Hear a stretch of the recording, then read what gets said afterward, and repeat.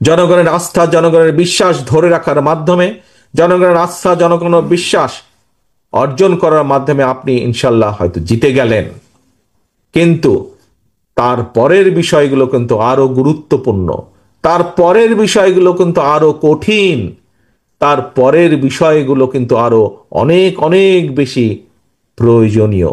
কি সেটি? দেশকে সঠিকভাবে পরিচালনা করা।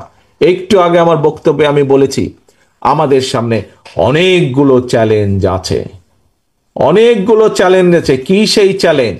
একটা দুইটা করে দুই চারটাও যদি আপনাদের সামনে, সবাই আপনারা জানেন বিষয়গুলো, সবাই আপনারা এই ঘরে উপস্থিত প্রতিটা মানুষ আপনারা জানেন। আমাদের প্রচুর বেকার আছে সারা বাংলাদেশে, তরুণদের মধ্যে, যুবকদের মধ্যে প্রচুর বেকার আছে। এই শিক্ষিত বেকার হোক, অল্প শিক্ষিত বেকার হোক, এই বেকারদের কর্মসংস্থানের ব্যবস্থা করতে হবে। করতে হবে না আমাদেরকে? করতে হবে তো। আমাদের নদী নালা খাল বিলগুলো শুকিয়ে গেছে।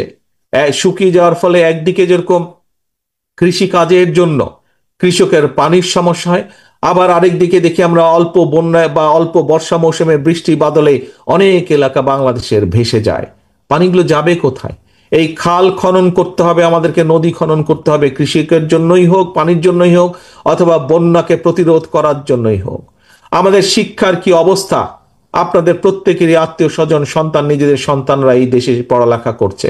আপনারা কম বেশি প্রত্যেকেই এই ব্যাপারে আপনারা সঠিকভাবে আপনারা জানেন যে সেই শিক্ষা ব্যবস্থা বদলাতে হবে। প্রিয় ভাই বোনেরা, একটি বিষয় সবসময় আমি বলি যে আজকের যারা শিশু তারা হচ্ছে, এই কথা শহীদ জিয়াও বলতেন, আজকে শিশুরাই আগামী দিনের ভবিষ্যৎ।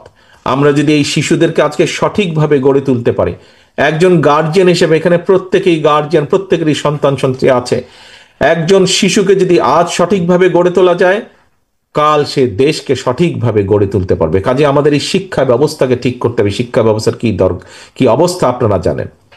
প্রিয় ভাই বোনেরা, বাংলাদেশের মানুষের স্বাস্থ্যের ব্যবস্থার পরিবর্তন করতে হবে। বাংলাদেশের মানুষের, ঢাকা শহরে যারা শহরে থাকে হয়তো মানুষ কম বেশি চিকিৎসা পায়, কিন্তু গ্রামে গঞ্জে যেই মানুষগুলা থাকে তাদের এই স্বাস্থ্য সুবিধা থেকে বিভিন্নভাবে তারা বঞ্চিত।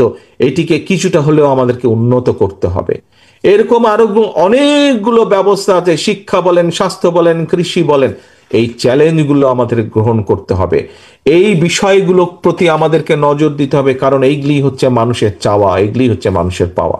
এখন ভাই বোনেরা, সহকর্মীবৃন্দ, কেন আমি এই কথাগুলো আপনাদের সামনে তুলে ধরছি এটা আপনারাও বুঝতে পারছেন। কারণ ওই যে